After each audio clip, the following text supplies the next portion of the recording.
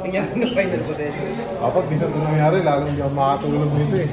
Well, base ng pangyayari eh.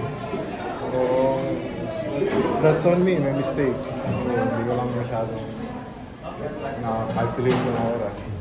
Turnover, take full responsibility. Pero yung play sa'yo? No. Basta kung sino yung open. Kasi ano eh, na-rebound namin tapos crumble defense. Yun lang, wala lang play. Mga specific kung sino yung dito. Sino lang yung open.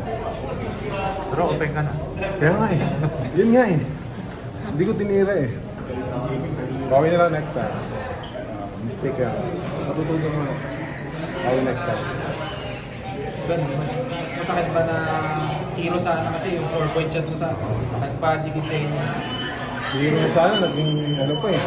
Sleepless night pa tuloy. Well, yun nga, bawi na lang kami. We learn from our mistake, my mistake. So next time, hindi na sila.